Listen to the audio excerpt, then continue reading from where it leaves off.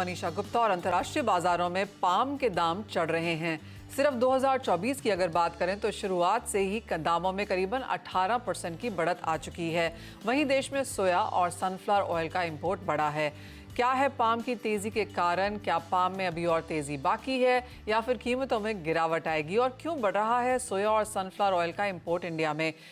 देश में खाने के तेल के दाम बढ़ने वाले हैं और इन सब पर बात करने के लिए हमारे साथ आज हैं एशिया पाम ऑयल अलायंस के चेयरमैन अतुल चतुर्वेदी। लेकिन सबसे पहले आपको सुनवाते हैं कि हमारे साथ एक्सक्लूसिव कॉन्वर्सेशन में सिमिड आरबी ऑयल्स के सीईओ संदीप भान, अदानी वेलमार के इंडिपेंडेंट डायरेक्टर दौरब मिस्त्री और आईवीपीए के प्रेसिडेंट सुधाकर देसाई ने इस मुद्दे पर क्या कहा।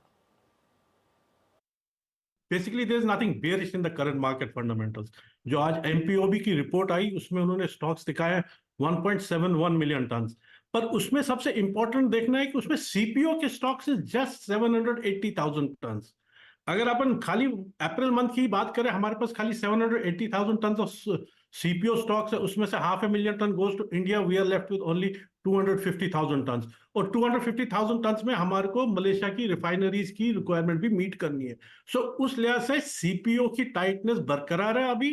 अब it doesn't seem to be getting anything over by April में। इंडिया ने basically this switched over from the excess this discounted sunflower oil and soybean oil में उसमें डिमांड शिफ्ट हो गई at the cost of palm. But palm की जो core demand है India की 500 to 600,000 ton, that is intact. उस पर कोई इंपैक्ट नहीं है।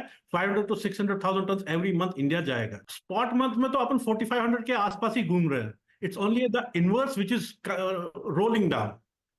आज अप्रैल खत्म हो गया, अप्रैल वाज 4500 प्लस, आज वो 44 समथिंग क्लोज हुआ है। But now may has to come up because यहाँ पे जो फिजिकल प्राइसेस हैं they are trading 4500 plus plus. So we won't have a gap of physical and futures of 100-120 ringgit. So that way upside in futures is expected.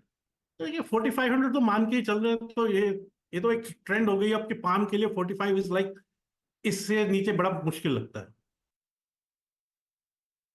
Bull market में हमेशा पहले bought में एक तेजी आती है, उसके बाद मार्केट साइडवेज जाती है और फिर उसके बाद नए फैक्टर उभरते हैं और नए फैक्टरों पे निर्भर होता है कि ये तेजी आगे चलेगी कि नहीं।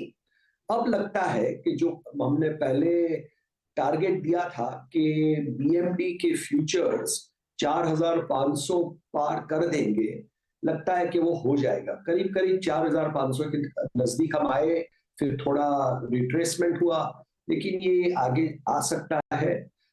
काफी तेजी का मामला माहौल मौसम पे निर्भर है। अब देखना है कि यूएसए और कनाडा में अब बोई चल रही है सोयाबीन की और रेपसीड की।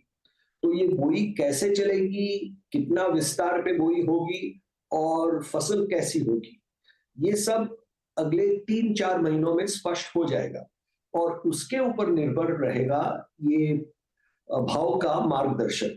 मेरा ख्याल है कि ये तेजी रहेगी और हिंदुस्तान में भी हमारे कंज्यूमर को थोड़ा बहुत कष्ट संभलना पड़ेगा, क्योंकि भाव काफी वाजिबी है आज, और इसमें अगर दूसरी 5 या 10% की तेजी आए तो आश्चर्यजनक नहीं है।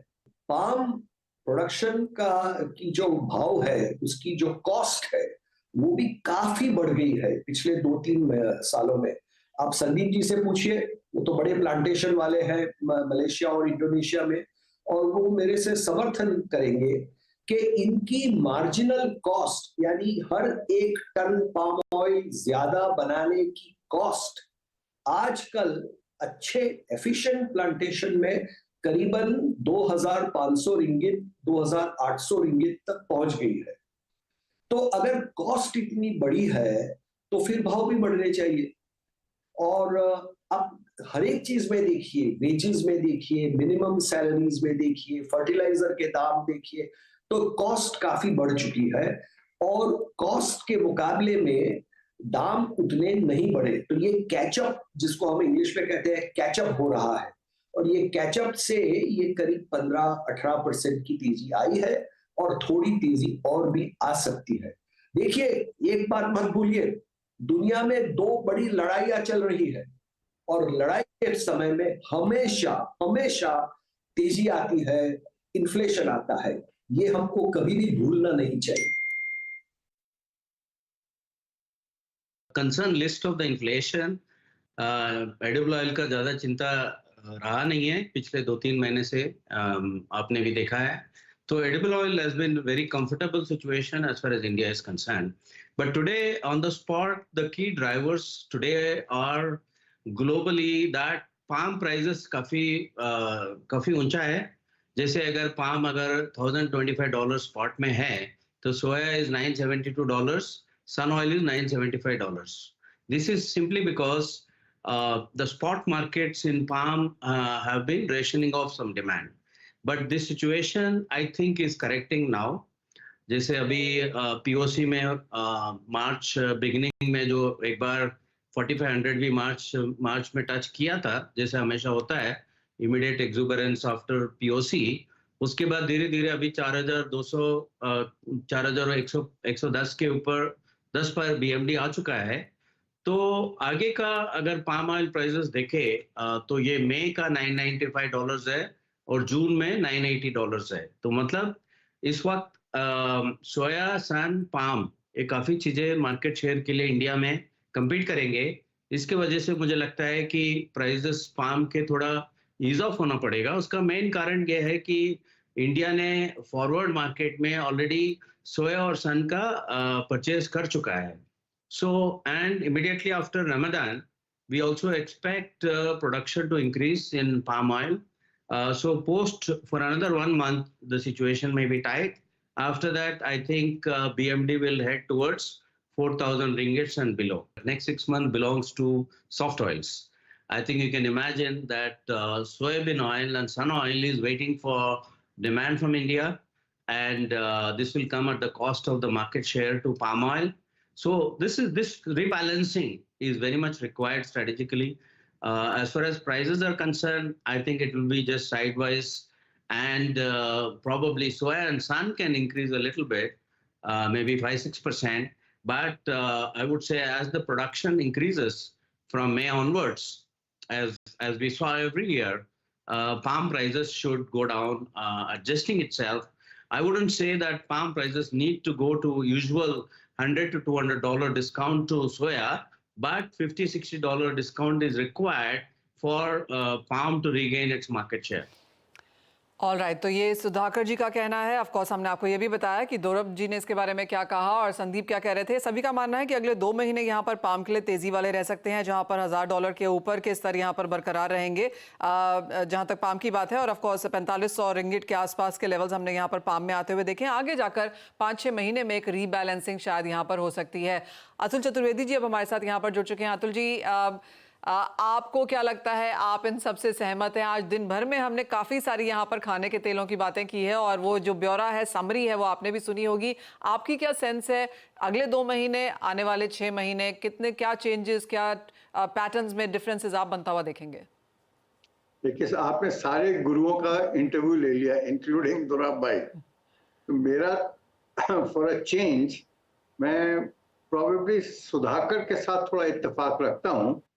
और जहां तक पाम का सवाल है, सुधाकर ने बहुत अच्छा उस पॉइंट को कवर किया। So palm is pricing itself out.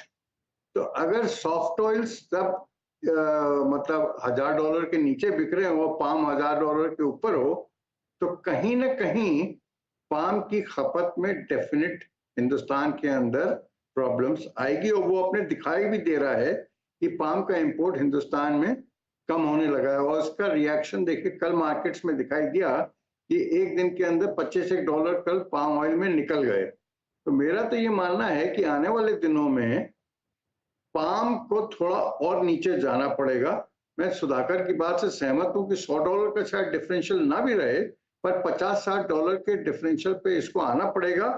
और जहां तक कोर डिमांड का सवाल है, जो कि संदीप भी बोल रहा था, आई वुड से कि हिंदुस्तान में कोर डिमांड पाम की 4.5 से 5 लाख टन महीने की है। तो ठीक है, उतना तो तेल आता रहेगा, पर जो इंक्रीमेंटल डिमांड थी, जो नॉर्मल कोर्स में हम लोग करीब 8-1 लाख टन महीने का इंपोर्ट करते थे, तो वो जो एडिशनल डिमांड है वो सारी सनफ्लावर और सोया के ऊपर जा रही है। और जहां तक पर एक चीज जरा हम लोगों को वॉच करने वाली है कि वर्ल्ड इस समय थोड़ा जियोपॉलिटिकल इश्यूज ज्यादा तकलीफ दे रही हैं। और आई वाज जस्ट रीडिंग कि मिडिल ईस्ट जो है वो ऑलमोस्ट 40% वर्ल्ड का ये क्रूड ऑयल सप्लाई करता है। तो अगर उसमें कहीं ना कहीं कोई तकलीफ आई तो फ्रेट मार्केट्स में सबसे पहले उसका रिएक्शन दिखाई देगा अगर क्रूड भागा। और सेकेंडली, हिंदुस्तान के अंदर ऑटोमेटिकली चूंकि रुपया कमजोर हो रहा है तो अपना इंपोर्ट कॉस्ट भी थोड़ी बढ़ेगी इन एक्चुअल रुपी टर्म्स। तो ये चीज थोड़ी कंस्ट्रक्टिव है बाजारों के लिए। बट इंटरनेशनल मार्केट बहुत ज्यादा कहीं भाग जाए मुझे नहीं लगता। इस लेवल से पाम को थोड़ा नीचे आना पड़ेगा। No matter what palm supplies both in Malaysia and Indonesia से, they will have to necessarily come down a bit. Soybean की क्रॉप में कोई तकलीफ नहीं है, अवेलेबिलिटी में कोई तकलीफ नहीं है, सनफ्लावर की भी अवेलेबिलिटी में कोई तकलीफ नहीं है। तो मैं समझता हूँ आई थिंक बाजार जो हैं साइडवेज ही रहेंगे विद अ स्लाइट लोअर जाने का बायस। बट जुलाई आते आते तक बाजार थोड़े गर्म हो सकते हैं।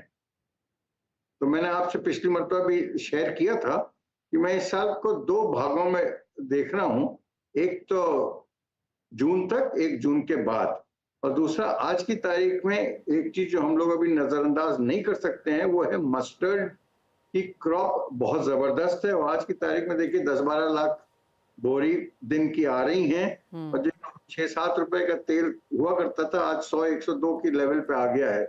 तो ये मस्टर्ड भी बाजारों को कहीं भागने नहीं देगा।